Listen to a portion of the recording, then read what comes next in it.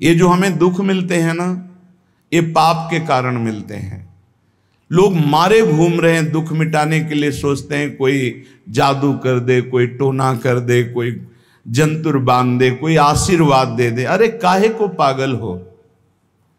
यदि तुम अच्छे आचरण करते हो, भगवान नाम जप करते हो, सद धर्म से चलते हो, तो तुम्हें किसी से आशीर्वाद मांगने की जरूरत नहीं। बात मान लीजिए, प्रार्थना मान लीजिए।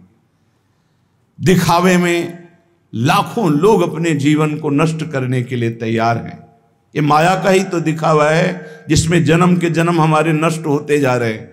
सत्य मार्ग को क्यों नहीं पकड़ते हो? किसी के आशीर्वाद की जरूरत नहीं आपको आनंद प्राप्ति के लिए। आप आनंद के बच्चा हो, आनंद स्वरूप हो। जिनसे आशीर्वाद मांगते हो उनके अंदर जो आत्म तत्व बैठा है वो तुम्हारे अंदर बैठा है। वही संपूर्ण आनंद लिए तुम्हारे अंदर बैठा है। तुम्हें किसी से गिगियाने की जरूरत नहीं। बस तुम अपने स्वरूप को नहीं पहचान पा रहे हो, अपनी शक्ति को जागृत नहीं कर पा रहे हो, इसलिए तुम दौड़े घूम रहे हो। भागने की जरूरत नहीं है। सत्संग सुनो, उसे अपने आचरण में उतारो।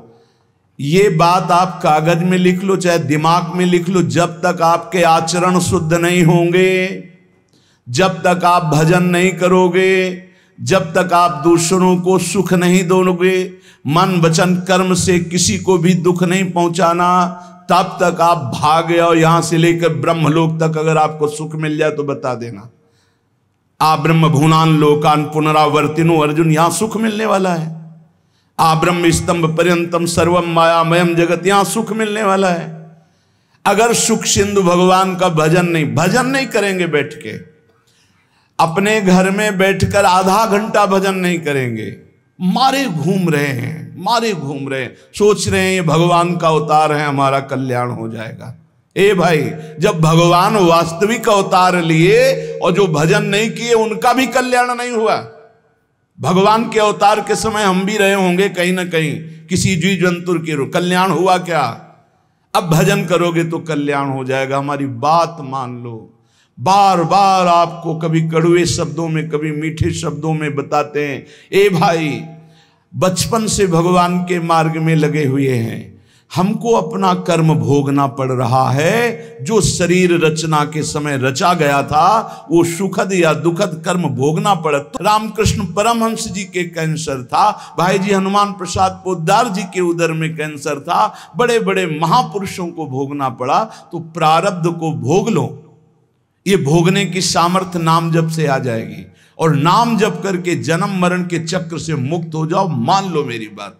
क्या वृंदावन की परम पावन रज से बढ़कर त्रिभुवन में कोई रज है? इस रज में बैठकर तुम्हें आनंद नहीं मिल रहा तो कहां मिलेगा तुम्हें? क्या भगवान नाम से बढ़कर कोई अमोघ शक्ति है जो भगवान को अधीन कर सके? सुमिर पवन सुत पावन नामू, अपने बस करी राखे रामू। लेकिन समझ में नहीं आता। ये जीव सोचता है कोई तपस्वी, कोई सिद्ध से हमारे दुख दूर हो जाएं। नहीं, भगवान के वचन सुन लीजिए। दैवी हेषा गुणमयी मम माया दुरत्तया, मामेव ये प्रपद्यन्ते माया मेताम तरन्ति। ये गुणमयी माया को पार करना बहुत कठिन है। एकमात्र उपाय है, मेरी शरण में आ जाओ। हरि शरणम श्री कृष्ण शरणम मम। जब तक प्रभु की शरण में नहीं तब तक माया मुक्त। पर समझ में नहीं आता। लोगों को ऐसा लगता है मैं जाऊंगा, आशीर्वाद मिलेगा, मैं सिद्ध हो जाऊंगा, सब दुख नष्ट हो जाएंगे। आप समझो, हमारी प्रार्थना को समझो। हम अंदर से पीड़ित होकर बोल रहे हैं, आप लोग समझते नहीं हो। भगवान का भजन किए बिना कहीं भी भाग के चले जाओ, आपको शांति नहीं मिलेगी प्यारे। और घर में बैठकर यदि भजन करोगे तो घर तीर्थ हो जाएगा, घर में भगवान पधारेंगे, आप आनंदित हो जाओगे। संत संग का फल होता है भागना, मिट जाना। सत्संगति संस्कृति कर अंता, ये जो जन्म मरण का भागना ये मिट जाएगा। ये छोटे मोटे भागने से, शब्द सुना, मनन किया, आचरण में लग गए। कभी महीना 2 महीना में अगर संयोग बना तो हम बैठ के सत्संग सुन रहे हैं, नहीं तो हमारे पास यंत्र है, हम रोज उससे नवीन उत्साह प्राप्त करें भगवत मार्ग में चलने का। जब मिले तब दर्शन कर लिए, नहीं तो हम उनकी आज्ञा पर चल रहे हैं तो हमारा सदैव सानिध्य है। भागने की जरूरत नहीं। नहीं भाई नहीं, थोड़ा चैन लो, थोड़ा शांति लो, भागने की जरूरत नहीं है। अंदर से भगवान को सुमिरन करने की जरूरत है। थोड़ा संयम में आओ। जिसको देखो मनमानी आचरण कर रहा है, सोचता है कोई संत महात्मा आशीर्वाद दे देंगे, तो तुम्हें संत महात्मा मिलेंगे ही नहीं। तुम करोगे पापाचरण तो संत महात्माओं का सानिध्य ही नहीं मिलेगा। पापवंत कर सहज स्वभाव, भजन मूर्ति भावन काऊ, जो पे दुष्ट हृदय सोई होई, मोरे सन्मुख आओ की सोई। अच्छे आचरण करो, घर बैठे महात्मा मिल जाएंगे, कोई आ जाएंगे ऐसे, तुम्हें कृतार्थ कर जाएंगे। कहीं तुम भेज दिए जाओगे जिनके वचन से तुम कृतार्थ हो जाओगे। हमारी प्रार्थना को मानिए, अपने इस अमूल्य मानव जीवन को कूड़ा करकट की तरह मत नष्ट कीजिए। श्रीपाद कह रहे, नेत्रे उत्पाटित सपदि स्त्री क्षणे लालसा चेत।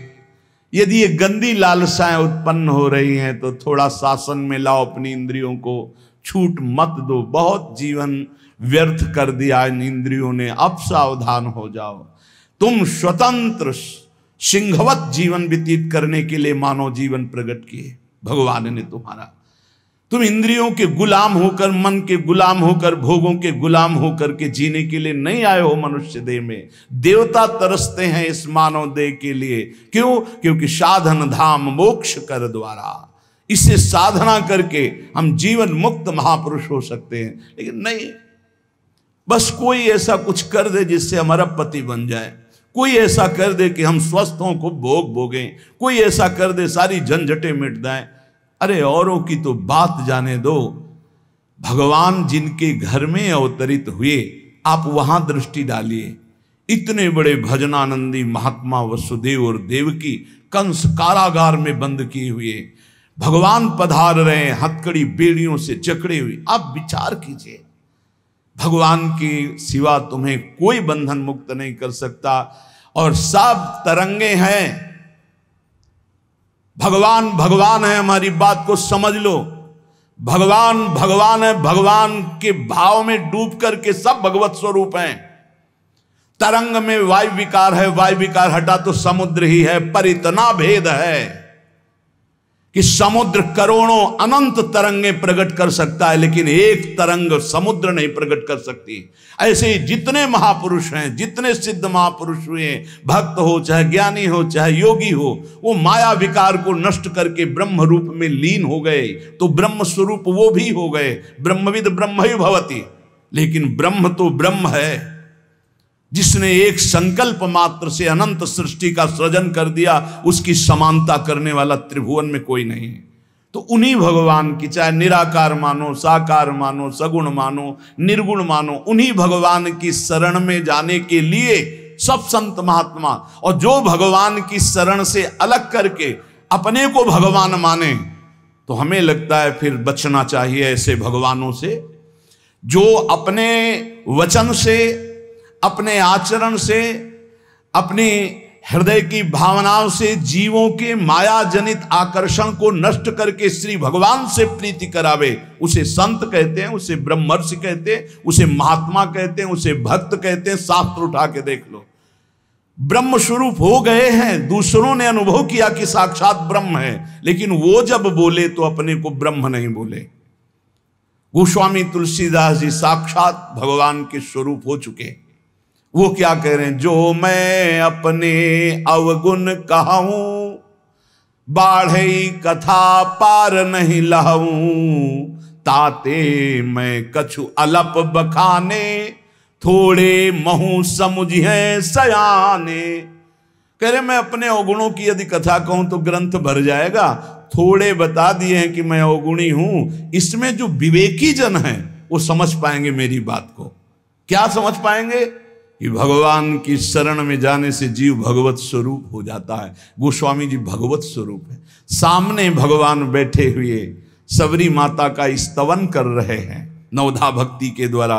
और सबरी जी ऐसा कह रहे, अधम ते अधम अधम अति नारी, तिन माँ मैं मति मंद अघारी। ये है महापुरुष।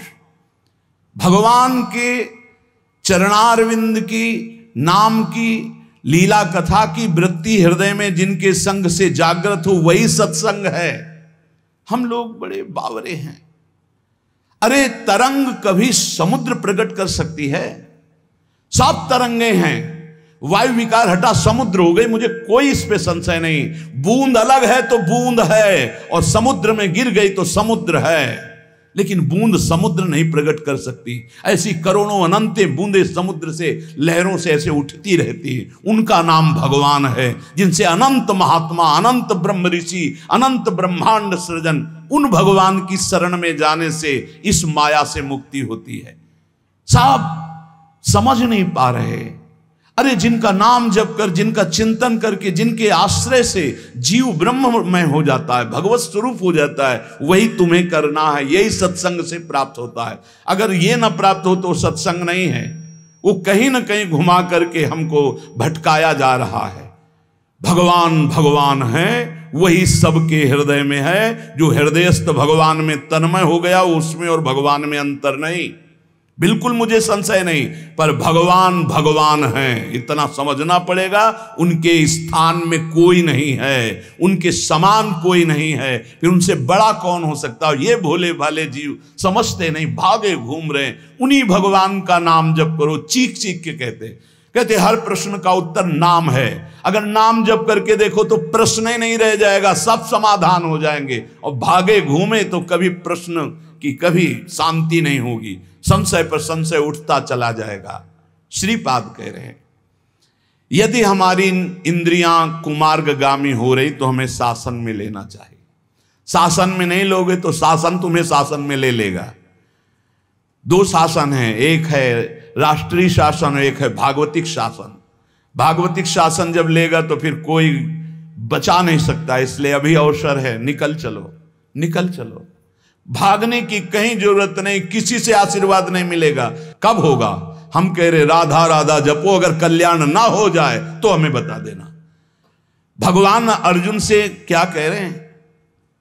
सामने अर्जुन जी खड़े हैं, कह रहे हैं तुम मुझे तभी अनुभव कर पाओगे जब अनन्य चेता सततम यो माम स्मृति नित्य सा तस्याम सुलभा पार्थ। सामने खड़े हो, कह रहे सुलभ नहीं हूं मैं, सुलभ उनके लिए हूं जो मेरा अनन्य भजन करते हैं, अनन्य चिंतन कर। पकड़ ही नहीं पा रहे, लाख सत्संग सुन रहे, पकड़ ही नहीं पा रहे। बिल्कुल नहीं, ऐसे नहीं हो। थोड़ा विवेकवान हो, मनुष्य जीवन मिला है। ऐसा नहीं कि कोई तुम्हें प्रलोभन दे दे तो हम तुम्हारे रोग नष्ट कर देंगे, हम तुम्हें सिद्ध कर देंगे, हम तुम्हें धनी बना देंगे। हम कहते हैं कि हो सकता है 1000 जाते उनमें से 100 लोग ठीक हो गए हों। कैसे? पूर्व का पुण्य 100 का तुक्का लगा और ठीक हो गए। वो कहते हैं कि मैं कसम खा के कहता हूं मैं ठीक हो गया हूं। हम बिल्कुल 100% मानते ठीक हो गए, लेकिन उसके प्रताप से नहीं, आप अपने पुण्य प्रताप से ठीक हो गए। आपके ठीक होने का समय आ गया है, इसलिए आपका तुक्का लगा, आप गए, यश उसको मिल गया और आपका काम बन गया। हमारी बात को समझो। अपने लोग बहुत शास्त्र सम्मत, बहुत उसको सुलझ कर भगवत मार्ग को चल करके आपको बोल रहे हैं। अगर इन कर्मों को मिटाने के लिए जो हमारे शास्त्र बने हुए हैं उनके सिद्धांत के अनुसार चला जाए तो मिटा दिया जाएगा। लेकिन जब मिटाने की सामर्थ्य आती है तब लगता है अब इसको रख के क्या करेंगे, हमारे को तो प्रभु के पास जाना है, हमें तो दिव्य भाव देह प्राप्त है, हमें अपने स्वामी, अब इस शरीर का क्या करेंगे। तो जैसे सांप अपनी केचुल से संबंध नहीं रखता, ऐसे महापुरुष अपने शरीर से संबंध नहीं रखते। आप हमारी बात को समझ नहीं पा रहे, भटकते घूम रहे हैं, मारे घूम रहे हैं, क्लेश, अशांति, नाना प्रकार के दुख। अरे भाई, भगवान की शरणागति प्रतिपल परमानंद प्रदान करती है। क्यों नहीं शरण में हो जाते? क्या तुम्हारा पांच भौतिक देह नहीं? क्या हमारा पांच भौतिक देह नहीं? क्या तुम भगवान के अंश नहीं? क्या हम भगवान के अंश नहीं? अंतर क्या है? तुम संसार का चिंतन करते हो, भगवान का चिंतन करते हैं, तो क्या तुम भगवान का चिंतन करके नहीं बन सकते महापुरुष? क्या तुम स्वयं ऐसी शक्तियों को जागृत नहीं कर सकते? तुम सो रहे हो, जागो, भागने की जरूरत नहीं। ये जो गलत इंद्रियां जा रही, इन इंद्रियों को रोकिए, भगवान की तरफ लगाइए। नहीं लगाओगे तो कहीं भाग के चले जाओ, धोखा ही मिलेगा, तुम्हें शांति नहीं मिल सकती, तुम्हें विश्राम नहीं मिल सकता, तुम सुखी नहीं हो सकते। इन बातों को लिख लो और पूरे विश्व में घूम के चले आओ, चाहे जहां चले जाओ, कुछ नहीं होने वाला। मारे मारे केवल घूमते रहो, समय बर्बाद करते रहो। वही समय एकांत में बैठकर राम कृष्ण हरि बोलो, राधा बोलो, अभी आनंद आ जाएगा। हम ये नहीं कहते कि तुम करोड़पति बन जाओगे, तुम्हारे सारे काम बन जाएंगे, लेकिन हम ये कहते हैं कि तुम्हारा हृदय शांत हो जाएगा, तुम्हारा भागम भाग मिट जाएगा, तुम एक गंभीर हो जाओगे, धैर्यवान हो जाओगे, तुम लड़ना सीख जाओगे दुखों से, तुम सुखों से भूल करके पापाचरण कर बैठे हो, दुखों में इतना तुम हो जाते हो कि अपने जीवन को भी नष्ट करने की सोच। ये सब भगवत विमुख जीव का लक्षण है। भगवत सन्मुख होने पर सुखों में दूसरों को बांटा जाता है और दुख में सहकर भगवान के नाम का स्मरण करते हुए उस दुख के समय को काटा जाता है। समझते नहीं। यदि तुम्हें वृंदावन में रह के पराई स्त्री के भोगने की इच्छा जागृत हो गई है, पराई स्त्री की तरफ काम दृष्टि से देखने की, आप पराये पुरुष शरीर की तरफ, तो कह रहे हैं कि अच्छा है इससे अपने नेत्रों में पट्टी चढ़ा लो, मत देखो, ये नष्ट कर देंगे नेत्र तुम्हें। तो बाहर से कपड़े की पट्टी चढ़ाने की जरूरत नहीं है, नासाग्र दृष्टि रखो, इनको शासन में रखो। श्रीपाद करें नेत्रे उत्पाटयति सपदि, जहां साधक असावधान होता है वहां पश्चाताप उसको होता है, जलन होती है और उसके परमार्थ में विघ्न आ जाता है। इसलिए ब्रह्मा जी ने ऐसी रचना की है कि स्त्री को पुरुष शरीर में आकर्षण, पुरुष को स्त्री शरीर में आकर्षण या भोग बुद्धि से देखना, अपने को इसी को सुधारना है। अगर इसी को सुधार लिया तो परमार्थ पुष्ट हो जाएगा। यदि आपको ज्ञान नहीं रहा हो, आपसे ऐसे पाप बन गए हैं, गुरु पत्नी गामी सबसे महापापों में पहले आता है, फिर आता है जो ब्रह्म ऋषिजन हैं उनकी भार्या, फिर आता है मद्यपान मदिरापान करना, फिर स्वर्ण की चोरी करना, और जो ऐसे पुरुषों का संगी है वो महापापी, गौ हत्या करना महापाप। ऐसे जो महापापी जन हैं, पाप हो चुके हैं उनसे, अब वो विचार करें कि मेरा कल्याण कैसे हो सकता है, मैं तो महापापी हूं। तो श्रीपाद करें हर जीव को अंतिम सांस तक भगवत प्राप्ति का मार्ग खुला है। बहुत बड़ी बात है, बहुत बड़ी बात है। आज तक भोगना पड़ रहा है गुरु पत्नी गामी का कलंक चंद्रमा जी को, आज तक। ये बड़े बड़े महत पाप हैं जो लोग नहीं समझते हैं। ये बात समझ लें, पर स्त्री गमन, मदिरापान, द्वित कीड़ा, स्वर्ण चोरी, गुरु पत्नी गामी, ब्रह्म ऋषियों की तरफ जो उनकी भार्या है उनकी तरफ ये काम भाव से देखना, गौ हत्या, ये महत पाप हैं। ये पाप नष्ट कर देते। भ्रूण हत्या, ये सब महत पाप है। अगर ये पाप बन गए हैं जाने अनजाने में जीवन में, और अब हमने सत्संग सुना तो अब हमें प्रायश्चित हो रहा है कि मेरा कल्याण कैसे हो सकता है, तो श्रीपाद कह रहे हैं एक बार हृदय से जलन पैदा करो कि मेरे से बहुत गलती हो गई, और श्रीधाम वृंदावन आ जाओ। वृंदावन की परिक्रमा करो, रज में लोटो, रसिकों का संग करो। ये नियम ले लो कि अब जीवन में कभी पाप नहीं करेंगे, और नाम जपना शुरू कर दो। तो कह रहे हैं निश्चय सुनिर्वाही महाधार्मिकाहा, निश्चित वो धार्मिक हो जाएगा, उसके सारे पाप नष्ट हो जाएंगे और भगवत प्राप्ति कर लेगा इसी जन्म में। भगवत प्राप्ति आखिरी सांस तक हो सकती है। आखिरी सांस में बोला राधा राम कृष्ण हरि, बिल्कुल भगवत प्राप्ति हो जाएगी। विश्वास कर लो इस बात पे। इसलिए कोई भी कभी निराश न हो कि मुझे भगवत प्राप्ति नहीं हो सकती, मेरा कल्याण नहीं हो सकता। इस श्लोक में श्रीपाद ने बताया यदि ऐसे महापाप किए हुए हो तो श्रीधाम वृंदावन आ जाओ। धाम है भगवान का, निज धाम है। जो बड़े बड़े तीर्थों के अवगाहन से पाप नष्ट नहीं होते, जो कि महापाप कहलाते हैं, वो धाम में रज में लौटने से, परिक्रमा करने से, नाम कीर्तन करने से, सत्संग सुनकर सतमार्ग में चलने से, कह रहे हैं निश्चय सुनिर्वाही महाधार्मिका, निश्चय उसके सारे पाप नष्ट हो जाएंगे और वो धार्मिक ही नहीं महाधार्मिक हो जाएगा। यदि ऐसा पुरुष है, ऊपर के श्लोक में जो बताया महापापी, अब कह रहे हैं अगर ऐसा पुरुष है कि कभी धर्म की चर्चा ही नहीं सुनी। जो सदैव अधर्म में ही ग्रस्त रहा है और इतना नीच है कि पापी लोग भी उसकी निंदा करते हैं। कुछ पाप ऐसे होते हैं जिनकी पापी लोग भी निंदा करते हैं। जैसे जेल कोई जाता है, हमें बताया गया है, तो उनमें कैदी लोग पूछते हैं क्या करके आया है, वो बताया गया कि भाई ये राष्ट्र रक्षा के लिए ऐसा ऐसा किया, पर अधिकार नहीं था, तो अनाधिकार चेष्टा में इसने अपने समाज की रक्षा के लिए ऐसे ऐसे किसी ऐसे उपद्रवी को मारा। तो हाथ मिलाते हैं उसको सम, ये काहे क्या है, बोले अपनी बेटी के साथ ऐसा गंदा आचरण कर।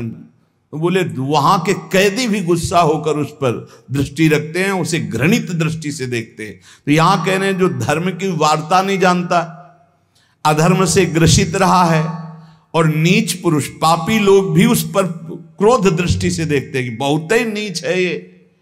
ऐसे खोट कर्म करने वाला समाज से जो बहिष्कृत हो चुका है और निश्चित हो चुका है कि अब इसकी दुर्गति पक्की है, उसके लिए भी एक चांस है। बोले निजोरु कृपया शांत्या च वृंदावनम स्वस्मिन नामृत चेत ददाति वसतिम धन्योस्ति वृंदावने। बोले निज कृपा से वृंदावन उसको पावन कर सकता है यदि वह करके ये जीवन भर का नियम ले ले कि अब मरूंगा तो इसी रज में वृंदावन से कभी बाहर नहीं जाऊंगा, तो असीम कृपावान प्रिया प्रीतम का निज धाम ये उसके सारे पापों को नष्ट करके उसे धन्य कर, धन्योस्ति वृंदावने, उसे धन्य बना देगा। पहले में महापापों का वर्णन किया, दूसरे में नीच आचरण करने वाला अधर्मी जो सबसे ज्यादा तिरस्कृत है, वो भी अगर श्रीधाम वृंदावन में आमरण वास स्वीकार कर ले कि अब वृंदावन, वैसे तो मैं बहुत पापी नीच हूं पर अब वृंदावन को नहीं छोड़ सकता, आजीवन वृंदावन वास करूंगा चाहे जितना कष्ट मिले, तो श्रीपाद कह रहे हैं चेत ददाति वसतिम धन्योस्ति वृंदावने। वो वृंदावन वास स्वीकार करने के कारण वृंदावन की कृपा से निष्पाप होकर धन्योस्ति, धन्य हो जाएगा, अर्थात उसको भी भगवत प्राप्ति हो जाएगी। देखो जब आनंद मिलेगा तब मन पंगु हो जाएगा। जैसे भौरे में बहुत बड़ी ताकत है कि चाहे जितना मजबूत काठ हो वो बड़े मौज से खेलते खेलते उसमें छेद कर देगा। जब कमल की पराग वृत्ति में वो पहुंचता है तो थोड़ा सा भी पराग को धक्का न लगे, शांत होकर बैठ जाता है, चाहे जीवन खोना पड़े वो कमल की पंखुड़ी को नहीं काटता। ऐसे उदाहरण दे रहे, ऐसे ही तुम्हारा मन तब तक उद्दंडता करता रहेगा जब तक भगवत सुख नहीं मिलेगा, और जिस दिन इसे आनंद मिला भगवद आनंद, ये बैठ जाएगा, इसका अस्तित्व खत्म हो जाएगा, ये बैठ जाए। निज सुख बिन मन होई कि थीरा, बिना आत्मानंद का अनुभव मिले मन स्थिर नहीं होगा, शांत नहीं होगा, विश्राम नहीं पाएगा। भौरे का दृष्टांत देकर के मन को समझा रहे कि मन भौरा है, भटक रहा है विविध भोगों में, बड़ा मजबूत है, बलशाली है, लेकिन ये तभी निर्बल बनेगा जैसे भौरा कमल में आ जाता है तो वहां अपना बल खो देता है। ऐसे ही श्री हरि चरणारविंद, हरि नाम, भगवद आश्रय, भगवत भक्ति, इसी में मन आनंद को प्राप्त होगा। तो आपको कहीं भागने की जरूरत नहीं। आपने सुना कि जंगल में भागने से क्या होगा, जल पीने से क्या होगा, फलाहार रहने से क्या, शांति से अपने घर को ठाकुर जी का मंदिर मान लो, खूब नाम कीर्तन करो, भगवत चर्चा करो, भगवान का सुमिरन करते हुए जीवन व्यतीत करो, इधर भी सुखी परलोक में भी सुखी। किसी से आशीर्वाद मांगने की जरूरत नहीं, दौड़ने भागने की जरूरत नहीं, हाहाकार मचाने की जरूरत, ये बहुत आनंद का जीवन है मानो दे। बस सुलझ जाओ, शांत हो जाओ, जहां तुम हो वहीं सब ठीक है। जो मिल जाए, रूखा सूखा फल है, अन्न है, जल है, जो मिल जाए, प्राण पोषण करो, भगवान का चिंतन करो, सद आचरण करो, बड़ा आनंद में जीवन होगा। लेकिन आनंद से जीने के लिए असद आचरण करते हो, पापाचरण करते हो, आनंद की खोज में। कहाँ पापाचरण में आनंद है? इसलिए सद आचरण में आ जाओ, भगवद आश्रित हो जाओ, खूब नाम जप करो। भगवान मंगल भवन है, इस गेम से निकाल देंगे। बहुत बड़ा एक गेम है, बहुत बड़ा गेम है। जीतते जीतते हार जाओ, हारते हारते जीत जाओ। तो हम तो जीत गए। नागरी दास ही जन्म जितायो, बलिहारी बलिहारी हमारी सबही बात सुधारी। कृपा करी श्री कुंज बिहारी, अरसी कुंज बिहारी हमारी सबही बात सुधारी। राख्यो अपने वृंदावन मां, बस खास बात बल गई। नहीं, आप क्या समझते हो? हाहाकार मचा हुआ, तांडव मचा हुआ माया का। ये तो धाम है, इसके प्रभाव से आप बिल्कुल शांत आनंदमय हो। धूल भरी आंधी दूर से निकल रही। नहीं तो आप संसार में देखो, सतोगुण रजोगुण तमोगुण 3 गुण है। सतोगुण तो कहीं कहीं नहीं, रजो और तमो की तांडव वृत्ति मची हुई है। जहां कहीं भगवत चर्चा, भगवत नाम कीर्तन, भगवत गुण, बहुत विक्षेप माया डालती है। इसलिए खूब नाम जप करो, इसी जन्म में भगवत प्राप्ति कर लो, दोबारा इस कलयुग में जन्म ना हो। पक्का ऐसा भजन करो कि आगे अब देखते जाओ। अरे भाई, बड़ा आश्चर्यमय समय, बड़ा आश्चर्यमय समय है।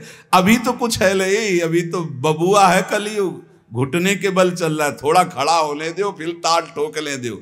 4,32,000, अभी तो 32,000 नहीं पूरे हुए, थोड़ा लाख 1.5 लाख पूरे होने दो, फिर इसका है, उसका अपना राज्य है। इसलिए कलयुग के दोषों से बचने के लिए, माया के प्रभाव से मुक्त होने के लिए, समस्त दुखों का नाश करने के लिए समर्थ है भगवान नाम। खूब नाम जप करो, नाम कीर्तन करो, भगवत चर्चा करो, इसके सिवा कोई उपाय नहीं है।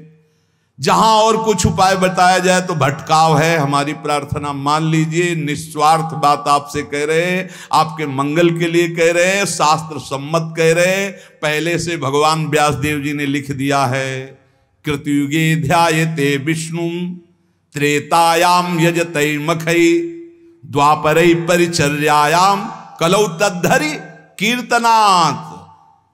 कलौ नास्तेव नास्तेव गतिरन्यथा। कलयुग में कोई और गति और गति और गति नहीं है। हरे नाम हरे नाम हरे नाम केवलम, केवल हरि का नाम, केवल भगवान नाम है। इसलिए खूब नाम कीर्तन, नाम जप, भगवत चर्चा, जीवन सार्थक। शेष चर्चा आगे। श्री राधा वल्लभ लाल की।